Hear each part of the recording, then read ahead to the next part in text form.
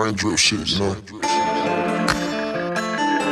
Hey YouTube, it's your host Taya J, and I am back with another episode on The Glow Talk. And on today's episode, I have a very, very special guest on the show today. He is a music producer by the name of Shamu.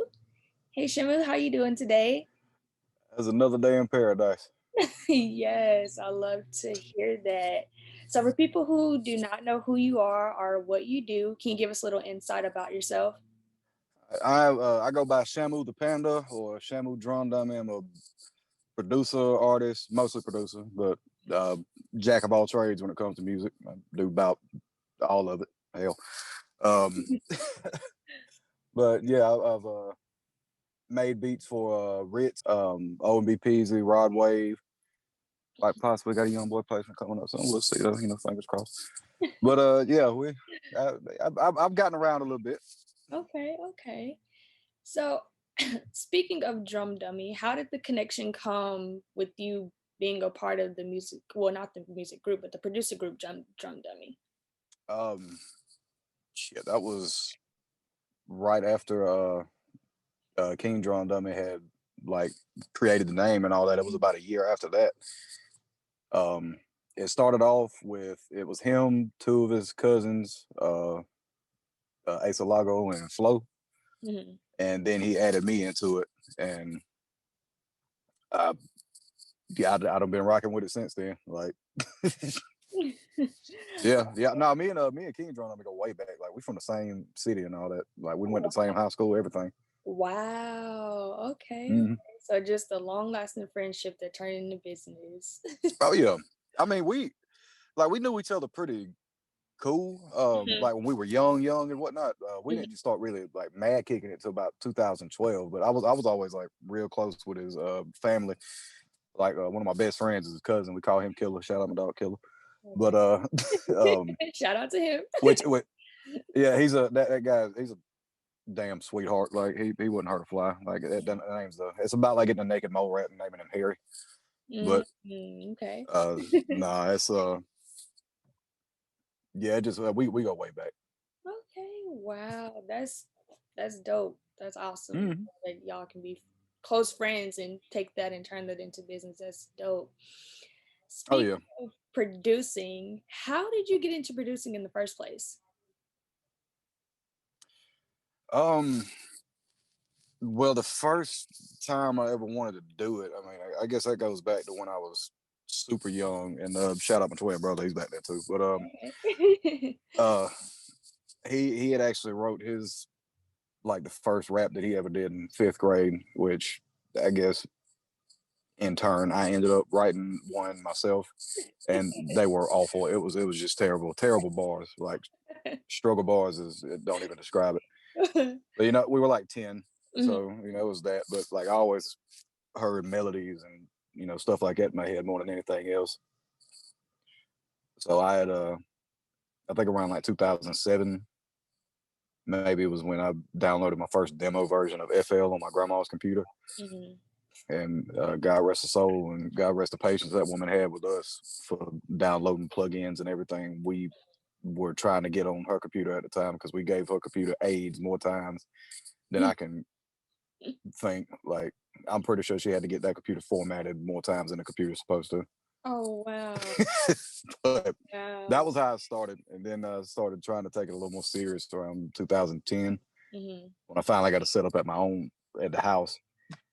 And I mean, it's just I've been growing with it ever since then, pretty much.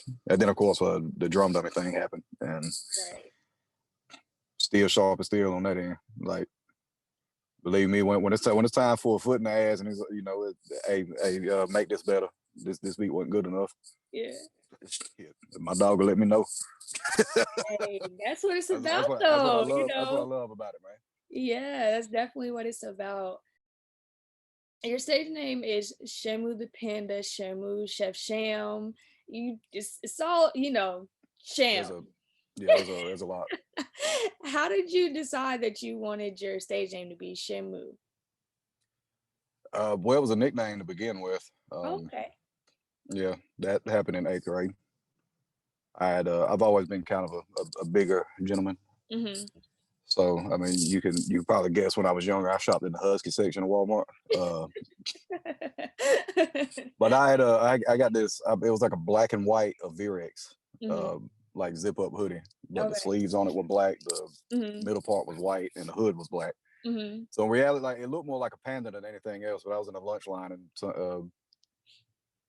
a kid that I went to class with, he had turned around and told me, "Oh my God, you look like Shamu!" Like, and it threw me at first. Like I didn't know because like I knew it was a fat joke. Like what the Right. hell else is supposed to be? I just got compared to the damn whale at SeaWorld. Right.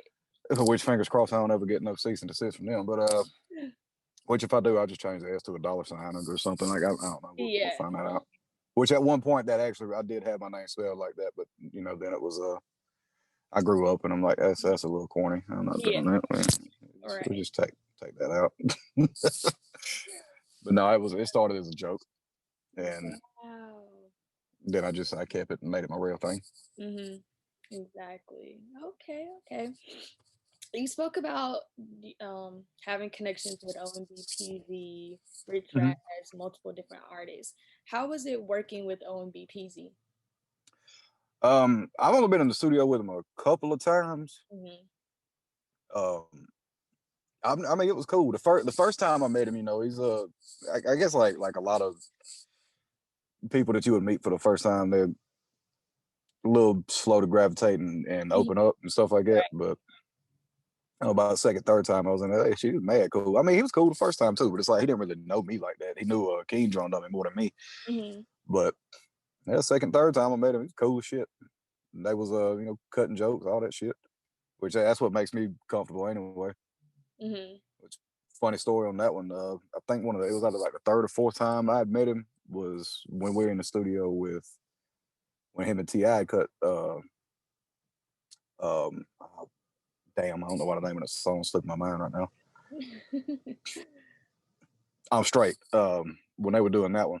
Mm-hmm. I actually had a gout flare up in my left toe so bad that my foot was swollen as shit and I was limping all through the studio. Oh wow. And that studio had like a big step that you had to go up on to get into it. And I missed that step I forgot it was there and I stubbed my damn toe on it every Oh. time I go in the bed. I did it like 6 times that night too. Like, it was awful. Like you Mm. would think I was drunk as shit, but I was sober as a bird. And so some of P's boys started pointing me out on that. Like, man, you done tripped over that bitch like 6 times since you came in here, man. Meanwhile, I done hurt my damn toe and I'm trying not to cry in front of everybody and shit. Right. Like, Right. No. Peas is cool. Peas is cool as hell though. Like one of the most talented damn people I've ever seen in the studio. Like that, he could come up with a song so damn quick. It's ridiculous. Wow. Yeah, he's super talented when it comes to the rap game, for sure. Indeed. Yeah, definitely, definitely. Out of all of the songs you have ever produced, which one would you say was your favorite song to work, to produce? Oh boy. Let me think about that for a second. Most fun I've had. I don't know if I can narrow it down to just one. I mean, I always love making beats and sending them off for Ritz because I was actually a big fan of him before I made that connection with him. Mm-hmm. But so I love doing anything with him. Actually, this last one that he just came out with, the Richmond's album, Mm-hmm. that was like, other than maybe 1 or 2 Christmas songs I did with TJ Freak, my twin, back in a couple years ago. I ain't never really do Christmas stuff like that, but Okay. it was during lockdown, pandemic and shit, and Mm-hmm. Rich was texting me. He said that he had this weird ass idea about doing a Christmas album. Like, fuck it, that sounds funny. I'm with it. All Let's right. see what we can do. So I was like, I was making Christmas beats and shit in the middle of July. Like it was fun as shit. That was some of the most fun I had in a while. Like Wow. sampling old Christmas songs and shit. That sounds Um, like a lot of fun. these and I do a lot of work over on the country rap end of stuff too. There's a few people I work with over there that's always fun. There's a chick named Stormy Lee that we're wrapping up her album, Mm-hmm. and it's been a blast recording with her. Like, because she's funny as hell, and like Mhm. them studio sessions with her are just ridiculous. Same with my dog Ben Braswell, Sam Rock. Like it's never a fucking dull moment in the studio with them. It's crazy. Oh. Um, yeah, and then of course the trips out to Cali and whatnot, them cook-ups we have out there, they crazy as shit. Working with Moot, DJ Swift, Mhm. I can't narrow down one beat, man. that most of them are all fun to do. Yeah, yeah. Would you say that when it comes to producing and making beats and working with artists, it's important to make sure the environment is fun and filled, with good vibes? Oh yeah, yeah. I mean that goes without saying. Like Mhm. if you're in a studio session and it's nobody's in a good mood, everybody in there like it's like a tense environment and shit. Mhm. 9 times out of 10, the damn song's gonna end up kind of half-assed or something. Like, Mhm. which I mean, and I've been in sessions like that, and you try to make the best out of it that you can. And I Right. can't put the blame on the artist for those situations. It's shit. Sometimes I just book myself into oblivion and be burnt the hell out, and Mhm. not even really like I won't be into it the whole way. But like Mhm. shit, that's how I pay the bill, so I gotta like Right. I'm gonna do it.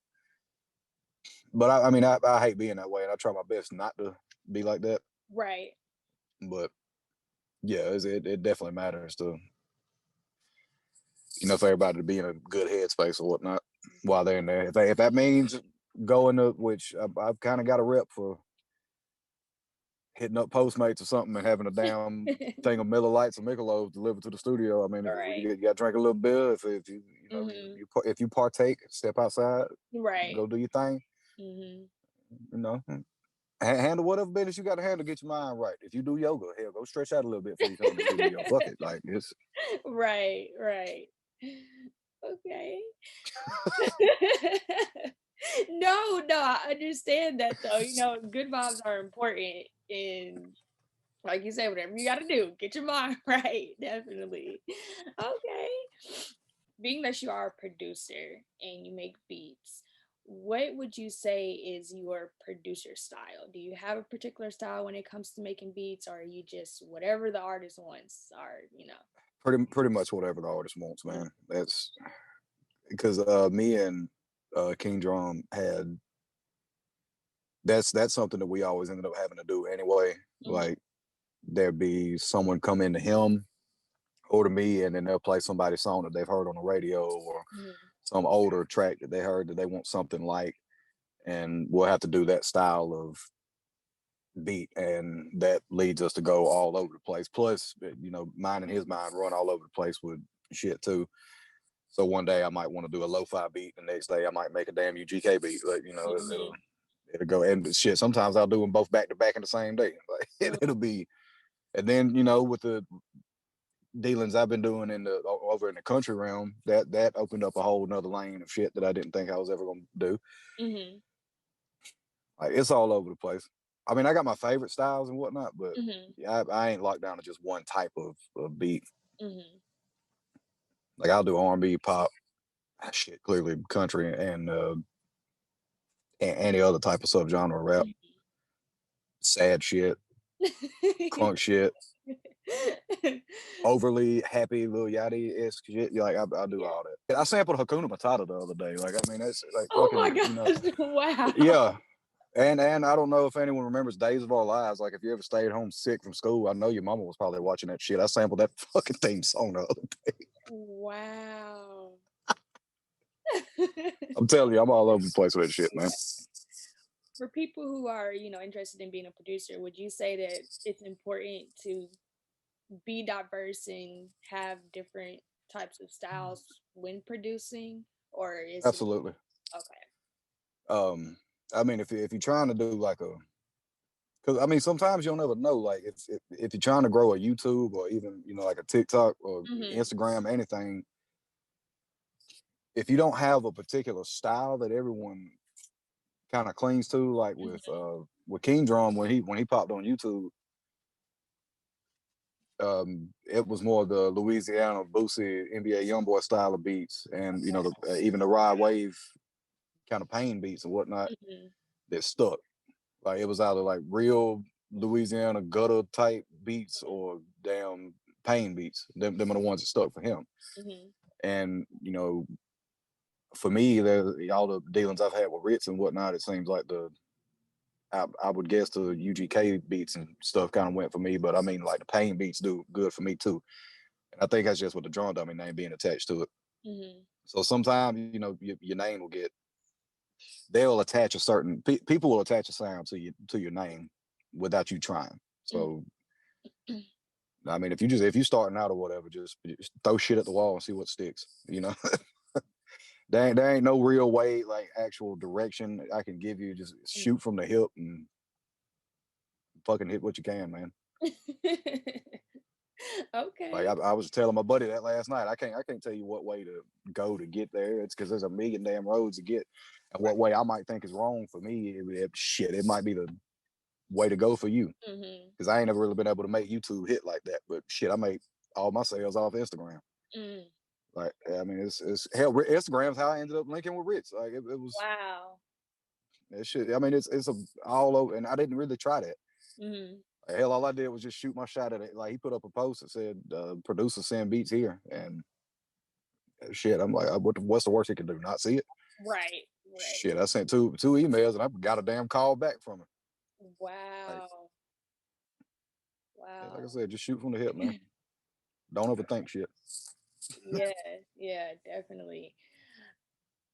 Was there ever any beat that you ever did with an artist that was just very difficult to make into, you know, a hit song?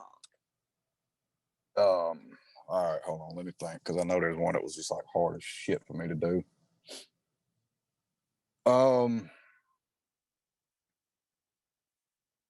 Now, when you say make it into a hit song, you talking about like recording the artist and then trying to polish a turd, or like the beat was difficult for me to make? The beat, well, I know being a producer, you know, you guys make beats and you guys also do the mixing and mastering a lot of the times too. So Right. if you want, you can combine the Hey, I ain't finna spill. and I don't know if I'm gonna spill tea on nobody, but I have played magician on vocals a pretty good bit, but Auto-Tune's a hell of a plugin. But no, by means of beats, it's mostly actually it was an R&B beat. I was working with my homegirl Emily Hurd. She came by and wanted to do a particular kind of song, and the beats that she wants, they're like really like super kind of old school R&B, like not even 90s, like got a swing on it, sort of. I don't really know how to describe it. It's more soulful than it is, like, I guess, like what the definition of R&B would be. More like, you know, the modern type.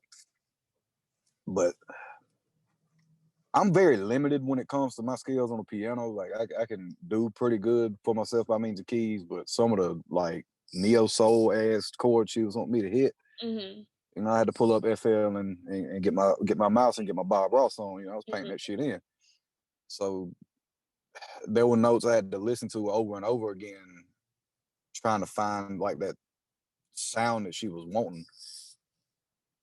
And it was so fucking hard for me to do that. Like before that, I thought country was difficult to do. I'm like, fuck this. I could make a million other country beats before I do this bullshit again. Right. I mean, it made me a better producer at the end of the day, because I mean, I'm sure I can do it again. I just know how long it takes to make those beats now. And I mean, there might be somebody out there that like just does those kind of beats and can whip one of them shits up in 15 minutes. That is not what I can do. It's gonna take me a while. I can do it, but good God, them like real soul beats and shit are so difficult, especially when you're, you know, kind of slick, untalented, and faking the funk and painting shit in like I got to do. Yeah. We made it happen though. Hey. That was I mean the vocals and everything were fine, like, because she's just beautiful when she sings. Like it's great. There ain't a whole lot of work I got to do with that at all. Just that beat was damn near like pulling teeth for me trying to get to do. So she holds that record for most challenging fucking beat I've ever made right now. Hey, okay. Shout out to Emily for the most challenging beat that Shamu has made. She's still sitting on that song too. I'm wondering when the hell she's gonna release it. Well, the way that I, got connected and knowing about DrumDummie was from the song House Arrest Things by Youngboy. Yeah, yeah. So That's how one of my favorites too. oh wow, okay. How did that connection come about and just how did that overall project go into play? Um, House Arrest. I want to say that YoungBoy actually got that off of. I think he got it off YouTube Mm-hmm. the first time. It was either that or I think King Jerome got an email, and from like because every night like we'll get emails from A&Rs or whatnot. We need beats like this or whatever. They won't tell us specifically who it's for. It's send beats to. Mm-hmm. So I think he got one of those emails and sent a pack of beats to, and I think YoungBoy ended up getting that one. Mm-hmm. But I mean, which is funny. Like that's somebody that we actually hadn't met him in person yet. Mm-hmm. YoungBoy. Okay. Like everything we've done with him. Which I mean, I've only talked to Ritz over the phone. I ain't even met him in person. Mm-hmm. That's a lot of people we ain't met in person yet. Matter of fact, we do a lot of work with. Like, it's always just like through email and through labels and whatnot. Like we don't get to meet them, which I mean we might in the future, but Mm-hmm. we just ain't did it yet. But House Arrest Things, I think, happened through that. Like Free D Dog and whatnot. That was done one of the times we went to Cali and cooked up with Cash Money AP. Mm-hmm. But yeah, House Arrest Things was through an email. And then it was in limbo for so long too because of the sample that was used in it. Mm-hmm. I don't know why it took them so long to get that clear, but that's just a thing. Mm-hmm. Which Buckethead was cool about it. He did clear it and whatnot. And I think all the percentages that he got for the sample, he's donating it to a charity of his or something. Oh wow. Okay. I don't know. I thought it was trill as fuck the way he did that. The way he cleared the sample, that was dope. Yes, But definitely. yeah, that's a House Arrest Things story to my knowledge anyway. Okay. Not only are you a producer, but you also, dibble and dabble in the artist industry as well, making music and all of that. You actually just dropped a album in 2020. Can you give us a little insight about that album, how that came about, and you know? That album was called Liquor Cabinet Blues, and the title song on it, that Liquor Cabinet Blues, I actually had it done back in 2019, I think, and I was sitting on it for a while. Mm-hmm. I mean, I'd been doing hooks and stuff for people, and like every now and then I do a song, like here or there. Mm-hmm. But I sort of realized most of the songs I was getting done were like more on the kind of sad end of shit. Like it was either some kind of more somber of a story in most of the songs I was performing. Mm-hmm. Like shit, I'll take the sad ones that I got and kind of put them together and put out a project there. And I didn't really know what I was gonna call it. But I'm like, shit, I got a title song where I can name it there. Because a lot of these are around the same deal. It's got to do with drinking because of a situation that you're going through, be it depression or a loss or anything like that. Right. Which actually on that I didn't do. I did a good bit of my beats on that, but I was glad to be able to reach out to some other producers on that one. Mm-hmm. Like the title track and a song I got on there called Absent Apologies with Chris Ewan. They were both either done by or collabed with Audiogasm. Okay. Who's I actually did a couple beats with me for Ritz too. He co-produced the Silent Night joint on Ritzmas and Soundcheck from the Put a Crown on the album. Mm-hmm. And then the last track on the album I got called Drake Don't Make It Better was actually produced by Tigress Beats. Mm-hmm. And that's one song on there that I only listen to every now and then because that shit was mad difficult for me to record. Mm-hmm. because that one had a lot of. I did that one like right before my grandma passed this past summer, and it was talking about how we couldn't even go see her when she had cancer or whatnot. I didn't came back. She was already going through dementia and just a list of other shit. Which, I mean, thinking about that, it makes it a little easier knowing about it. That, I mean, she ain't going through any of that anymore. Right. But that song was basically talking about all those deals and a bunch of other personal shit that was going on for me at the time. So, yeah, that was a little difficult to listen to back, but I mean, I guess Tigers can take that one to the bank. He's probably got the most fucking emotional song I got on that album. Like, God. And then like I was actually, I didn't even know if I was gonna finish that. My buddy Ben Braswell, like I was actually cutting some country records with him that weekend, and then he went to take a break to finally go to sleep. And he's like, "Nah, Shamu, you need to finish that damn song when you played the half of it for." Like, Benny, I don't know if I can do that, man. That shit kind of, no, you gonna damn do it. I'm like, all right, Benny, fuck. So I damn did it. So Ben's the reason I finished the song, and Tigers made the beat. That shit wouldn't have came together if it wasn't for two other people. But because it was just so. Yeah, I got like all the other like really depressing, like I keep calling them depressing, but I mean that's kind of what they are. Like all the other sad songs and stuff that I do, like they'll come from a place of either a story I've heard of someone else, and I might tell the story from their perspective on the song, so it won't exactly be me, or it'll be like past experiences or something that I'll just like speak on as if they're happening now, but they're really a past story. So they're a little easier to get through and whatnot. And then sometimes it's just me talking about being down, period. Not about anything specific. But that last song on there was something that was really, like, really happening right then, and that shit was that made it a little harder to do. So I guess with that long-winded explanation of one song, that's pretty well what the album is, man. It's a lot of heartfelt music, and I mean it's called the blues because I mean mostly any old blues music's got some kind of like sad undertone to it, right. And a lot of these songs, I'm pretty sure they're pretty far from the blues, but it's a pain album, man. It was a way I got out a good bit of, like, I guess sadness that I had in me. I was able to get it out to doing that album, and I'm pretty happy with it. I'm glad that it came out.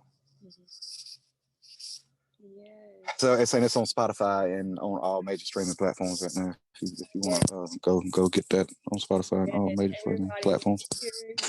Go stream that and listen to it all the time. Get those streams up. What got you into being an artist? I know being a music producer, you're already connected, with the music industry. What got you into like, okay, I think I'm gonna sit down and record a song? Well, like most, I think like a lot of people that do produce, there's some people that just only wanted to make beats ever, and that's it, and that's cool. But like a lot of people, I started out rapping before I really said, fuck it, I'm gonna do beats more seriously than I would actually be an artist. But as time went on, every now and then I get the rapping bug, and I have to, damn record a song for myself. But it started getting a little more prominent of me being on songs when I was doing hooks for Samrock, TJ Freak, and other people I record with.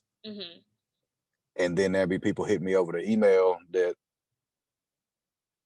would hear me doing hooks for them and want hooks for themselves, or want something of that nature. Like they want features and shit. And then I ended up like piling up this long list of features and shit that I had.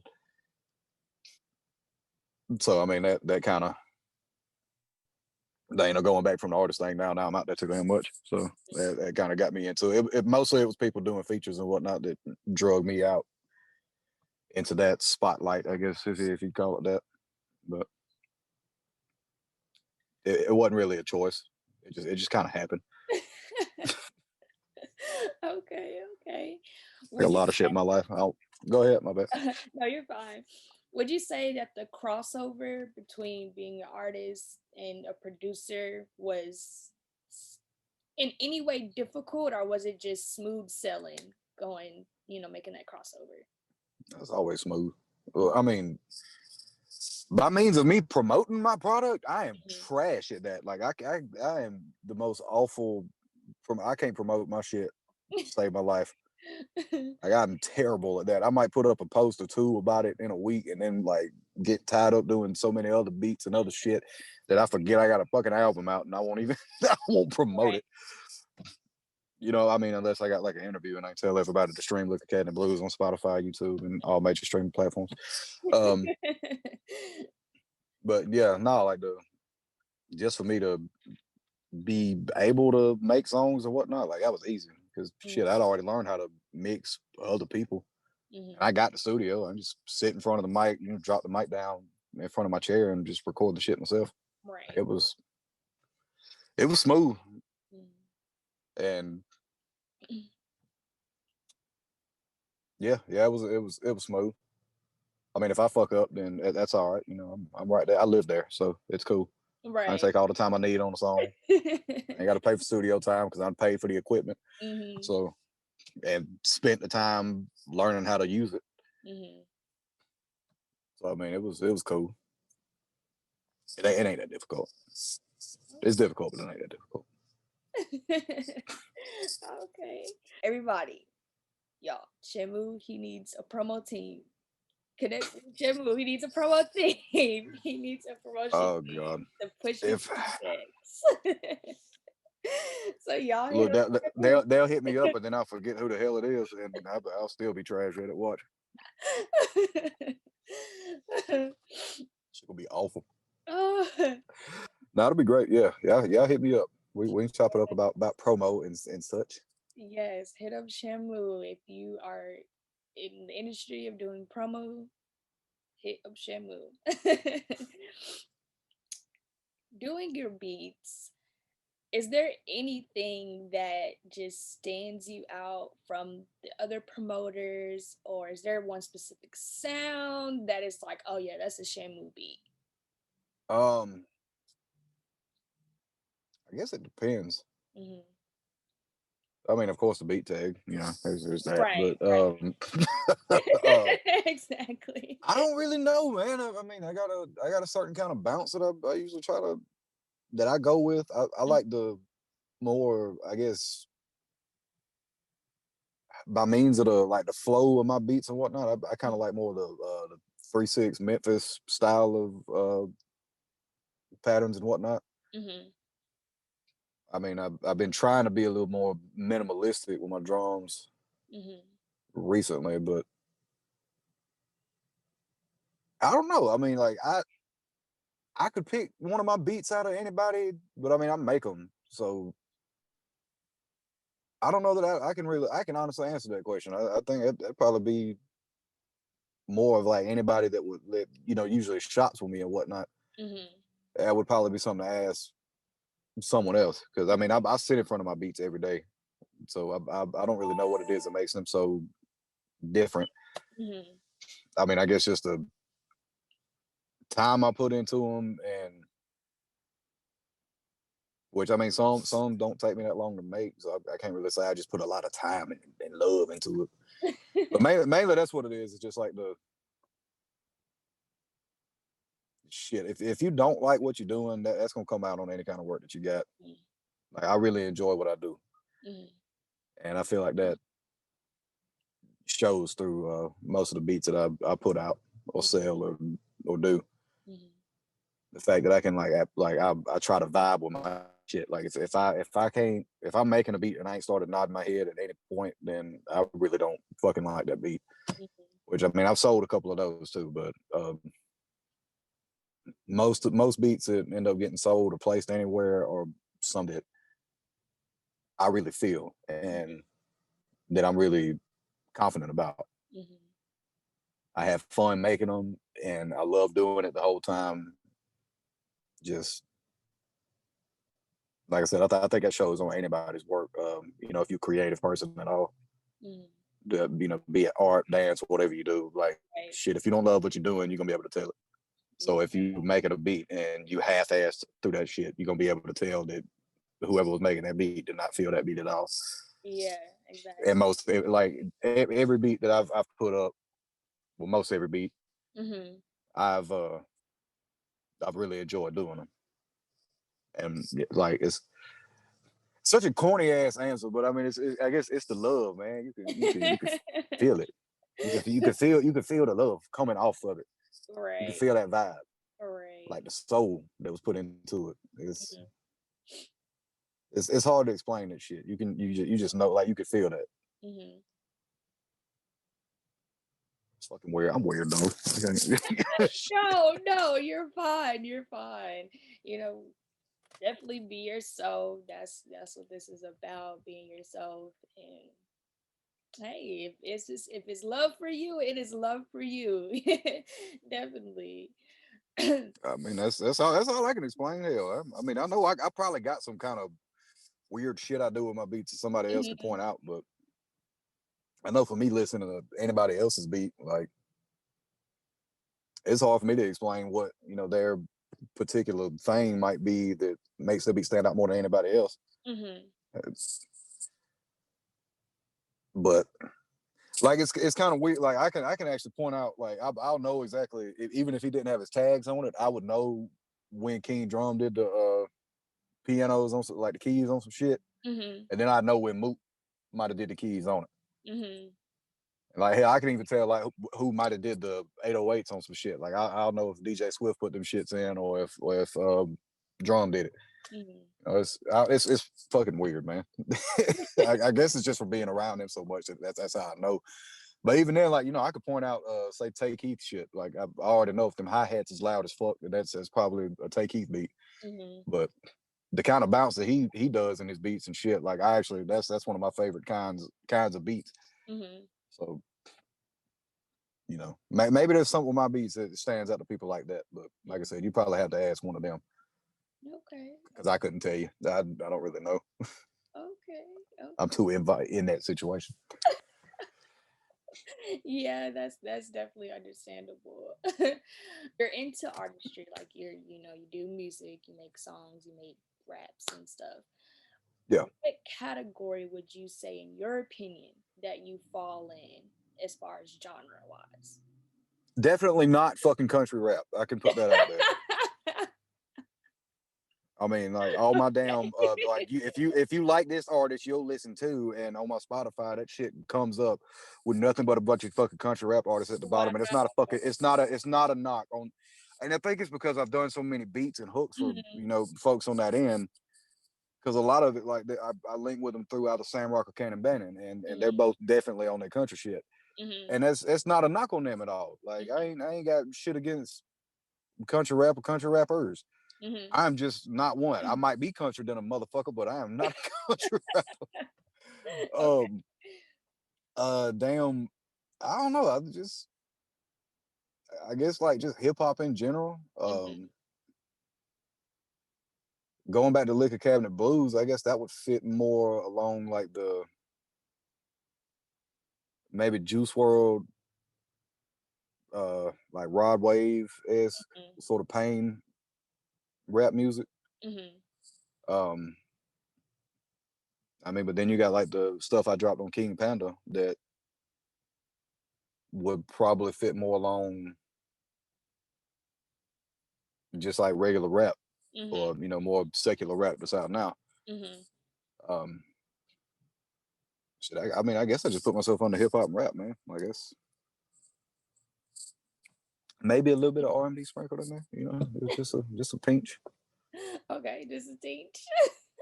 Just a pinch of it. I mean, I can hold a note. I can hold a note a little bit. I can't really sing like that. Mhm. I'll try to get my jazz and fade on every now and then, but I mean, it only works so much. Okay, okay. If Shamu could work with any artist, whether it's music production or making a song, who would you want to work with? Aforementioned Jazzy Faye would be a dream come true. Actually met him once and it was fun. Like that's one of the few celebrities I met. Whatever. I know they say never meet your heroes because you'll always be disappointed, but there wasn't shit that disappointed me that day. Like that was a situation where like how Charlie Murphy was talking about meeting Rick James for the first time. He got that aura that's coming out. Like I seen that coming off his big ass head. Like okay. And then he talked in melody, like this motherfucker will reply to you in song, and it was great. Anyway, that was a money trail. I'd love to work with Jazzy Faye, like officially work with him. T-Pain for sure. That would be a dope collab. I mean, I've gotten beats and whatnot from Ritz, not from for him, and we weren't listed officially as features on there, but the Silent Night song that he did on Ritzmas, me and TJ actually sang the intro on that. But I'd love to do like a song with him officially. If I could, I mean, I think they're still doing music. I'd love to do some shit with Travis Porter. I always thought they were pretty cool. And that would make the 2010 kid in me happy as shit. I don't know. There's a list of them I'd love to do some songs with, man. I really wanted to work with Juice, but I mean, of course that we lost him. Shit, I think 2019, December 2019 was.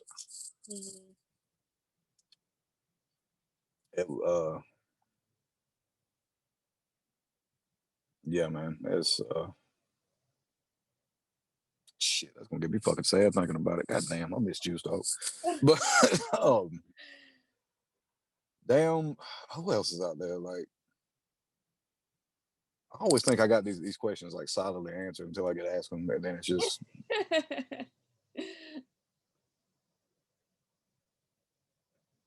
I mean, I guess that's all I could come up with right now. But hey, no worries. Juicy J too, probably. I love doing some shit with Juicy J. Oh, okay, Juicy J. Paul Wall. Well, I mean, Paul Wall. Like if I can get on there with him, that'd be dope as shit. Bun B, because I guess that's close. I can get the Big Crit. I love to do some shit with Big Crit too. Yeah, but shit, I don't know. We ain't going to the next question. I'll be in here answer that shit for hours though. Okay, it's actually very funny that you mentioned Travis Porter because they started trending the internet here like a week ago. I want to say everybody was talking about the era that they brought when they first came out and how it was such a huge deal and stuff. So they might be dropping some new music here soon. That would be dope. I don't know how the hell I could get a beat to him, but I'd love to get me a damn Travis Porter placement. That should be cool as shit. Well, everybody watching this right now, make sure you guys spam the comments, spam the internet, and say we need to work with Shamu. With Shamu and Travis Porter. Make sure y'all put that out there. We are manifesting that right now, today. I would love that. Be a collab with Shamu and Travis Porter. Definitely. And it will be a dope collaboration for sure. Most definitely. Yes. It'll probably end up being some booty music, but shit. I might tap back into my old self and see if I make one of them old club anthem beats. Some Go Shorty Go ass shit. Hell no, we're gonna leave that era back where it was. Roscoe Dash sang that shit into oblivion. But anyway, hell yeah. While we at it, if fucking FLY still floating around, shit, I'd like to do some shit with him too. But shit, I might get drunk swag surf every now and then. Not too damn much though. I ain't very coordinated on the dance floor for shit. Okay. 2 left feet do not explain me. I can lean and rock pretty good though. TJ can't do shit though. He's stiff as fuck. Hell yeah though. You've done work with a artist by the name of Sunny. How is it working with him? Young Sonny. Mm-hmm. That's my dog. Shit. I love doing shit with him. I ain't met him in person yet. Shit. We were talking at one point about him flying out to Georgia Mm-hmm.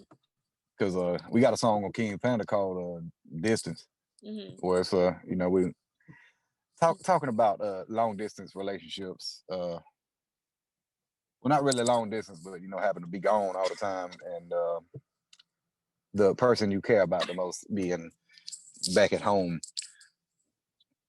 and you don't ever really want to go do anything with nobody on the road because that's your person. Right. So when you touch back down, as humans, um, we have needs, and when you touch back down, you want to fulfill those needs, and sometimes after those needs are fulfilled, you get a call and got to leave immediately. So there's not really a lot of time afterwards to cuddle and talk about stuff, and Mm-hmm. that's what that song was about.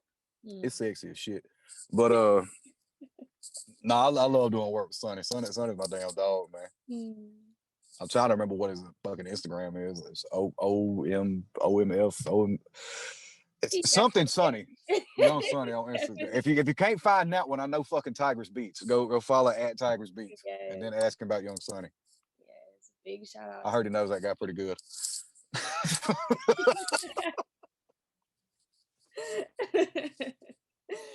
Yes. Big shout out to Young Sunny. Yeah, that's actually how we ended up meeting too. So Yeah, that's that. But definitely. Definitely. I don't think I had him on a feature on Liquor Cabinet Blues, but Hmm. I did have Tigers doing that beat though, so it was fine. I guess it's about one of the same. Doing all that you do, what would you say that your biggest inspiration is to keep going? And also, who is your biggest inspiration? Um, shit. I've got so many people that kind of depend on me to do like for the beats and mixing and whatnot. Like they've said it so many times that they don't really want to work with anybody else because they found their sound through working with me. Mm-hmm. So it's just that feeling of not letting anybody down that keeps me running on that. And there's so many other goals that I've got that I really want to achieve. Mm-hmm. Like the DrumDummie team itself has, we've gotten plaques and stuff like that. And it's not that like awards matter to me because I mean when I was younger and started doing music, my goal was to be able to pay my bills doing music and Mm-hmm. shit. I mean I ain't got 100,000 Instagram followers or anything like that. So I mean by any sense of the word, I might be like a shit at the most of like a P-list celebrity or some shit. Mm-hmm. Um, which means that I'm not a fucking celebrity at all. I ain't shit. But I mean, No, you are. You I definitely make are. I make I make enough off of music to pay my bills and like live, and that was all I ever wanted when I started it. And now that I've gotten that, I don't ever like to get complacent. So there's something else that I'm striving for, and for me, right now, it's trying to get a plaque that I actually, that I earned on the wall. Like I know DrumDummie as a team, we have platinum plaques and shit like that. Mm-hmm. But I would like to get one that's got Roy James on that bitch, like just to hang up on the wall. I Mm-hmm. mean, I've gotten gotten the placements with some of my favorite artists, and that's cool. Mm-hmm. But shit, that plaque that's like my next goal that I'm working towards. Mm-hmm. So the things that keep me going is that, and I mean, me and my wife just closed on a house recently, so Congratulations. there's keeping up the bills and that, Mm-hmm. and I mean, for long, I ain't saying that shit's anytime soon because God knows I'm ducking and dodging like a motherfucker. But I'm pretty sure she ain't gonna wait forever for a family, so that's probably gonna get started after a while, and that keeps me going, Mhm. knowing that eventually there's gonna be some kind of like legacy that I'd like to leave behind that's Right. positive. And hell, the fact like I don't have a kid, but I do got that wife that I care about a lot, Right. so that is my family. I try to just keep pushing for all the people that depend on me and to do better for myself and for the music so I can help the ones that I do care about even more. Right. You know, if that makes any sense. Oh no, definitely. It makes a lot of sense. Which I guess it does. Hell, I don't know. Oh yeah, it makes a lot of sense. It makes a lot of sense, and it's very touching to hear that. It's very touching. No, Y'all ain't seriously. no shame. We'll get a little sentimental every now and then. Yes. Well, Hell big yeah. shout out to your wife. Big shout out to just your whole legacy that you're waiting to build. And congratulations on your closing of your home. That is huge. That is Yeah, huge. when was it back in May? What? We closed on the house, was it May? June. Yeah, June. We closed on it back in June. So we ain't been there too damn long. That motherfucker done seen some traffic coming through the studio. And I'm pretty sure that Queen Kitty does not want that studio to be in the house any damn more. She is fucking ready for there to be some kind of a building out in the backyard. So ain't nobody gotta come track through her house. Right. She was talking about the damn floor needing to get swept before we left the house today. Hell. Well, everyone, we are coming up on our last question of the evening. It has been an amazing interview so far. For the last Now question, let's see if I can fuck it all up with one question. for the last question, if you could give one piece of advice to anyone who is interested in getting into the music production field, the artist field, or just personal advice in general, what piece of advice would that be? Do not overthink shit. Mm, I know sometimes it's easier said than done, but at the mhm, point that you start overthinking shit, that's when you're going to end up doing too much. mhm, You're going to try to put some kind of a pattern or a number to something. And when it comes to the fucking music industry, there's only so much you can do by means of a pattern, a number, or anything like the way this shit changes. Like it literally changes every fucking day. Like mhm, YouTube algorithms change, TikTok, Instagram algorithm, like it is forever fucking changing. And there's never really one set way to do shit. mhm, Just put the time and effort into your craft to be the best that you can fucking be at it. If that means putting hours in on YouTube, studying shit, if you can't afford to go to school for it, because God knows I didn't. I got mhm. my music degree through fucking YouTube University. Oh, That is where I learned that. mhm, I don't know a damn lick of music theory or none of that shit, but mhm, I had a driving passion to make sure that I was gonna be the dopest I could be at the shit, mhm. and that got me a good bit of what I got now. Not saying that I got a whole lot, but Right. shit, I set some goals and I achieved a lot of them shits Mhm, just by that. mhm, And I was one of them fucking people that tried to have like a pattern or a schedule or something of that nature. mhm, And maybe in some ways you can make a schedule for yourself, which I'm trying to get back to doing anyway. mhm, At least that's what my psychologist told me I need to do. But mhm, damn, just don't overthink it. Like mhm. in any sense. When it's if you're making a beat and you're like, oh, should I put this drum in? Should I not have done this? Should I have done that? Should I just fucking wing it, dude? Mhm. Because I guarantee you that's what like literally everybody else in any aspect of the entertainment industry, unless like even the managers and shit, every one of us ain't doing shit out here but winging it. That's Mhm. the one thing they don't tell you when you graduate high school and whatnot. Like the real world's like this. The real world is nothing but us fucking winging it every day. We wake up and don't know what the hell's fixing to go on. Mhm. And then clearly when shit like the pandemic happens, like we Right. don't know what the fuck's going on. We don't even know we're Right. gonna down live. Right. Don't overthink it. just fucking try your best to to look at stuff with a positive outlook. Be as optimistic as you can, but also realistic as you can, and do not fucking overthink it. Just set your mind to some shit and find a way to make it happen. Mm. I'm sorry if that's a little more vague of an answer, but it's No, vague, but it's not at the same time. that's a great. You went into detail. That was like, no, I appreciate it, and that's great advice. You know, to tell everybody, don't overthink it, because life is definitely crazy. It's a crazy roller coaster for sure, and Yeah. you can't overthink it. It's just something you have to like just go with the punches, roll with the punches, for sure. And once you start doing that shit, that's when you do what my wife describes it as borrowing worries. Mm, Don't do that shit. Don't, because I mean, once you start running your mind too damn much, that's when you start stressing about shit, and that's when you self doubt sets in and all that kind of shit. Which I mean, don't get it wrong, I still struggle with that to this day, like mm-hmm, a lot. But I try to sit back. I might look at some kind of mind numbing, stupid fucking video for about 10 minutes, cut my brain the hell off, climb into my nothing box as it's described, and maybe that's not like my version of meditation. I guess I don't know.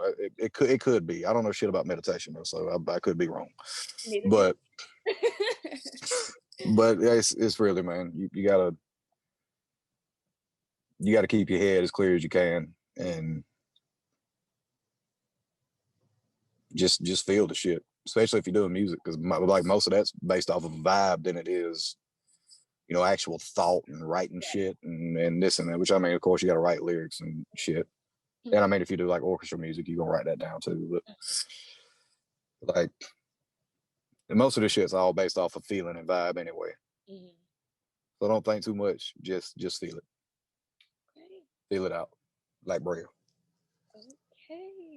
Yes. That was some great advice. I hope you guys listened and, are writing this stuff down, taking heed to what Shamu is saying, and, you guys start implementing it into your everyday lives. Well, Shamu, I want to thank you so, so much for coming through on the Glow Talk today. I hope you enjoyed this interview. It was a pleasure to have you. Very insightful, very knowledgeable on multiple different aspects, not just, the music industry as a whole. But I'd hope so. I mean, some of this shit was probably just dumb, but it's fine. It's all right. I no, kind of got that reputation for myself. no, it was very insightful, very knowledgeable. And like I said, we hope you enjoyed it just as much as we did. I hope you all enjoyed watching the interview just as much as I enjoyed hosting the interview, and you guys took something away from it. We will see you all on the next episode of the Glow Talk, where we are glowing and growing. And you guys have a great day. Bye, everybody.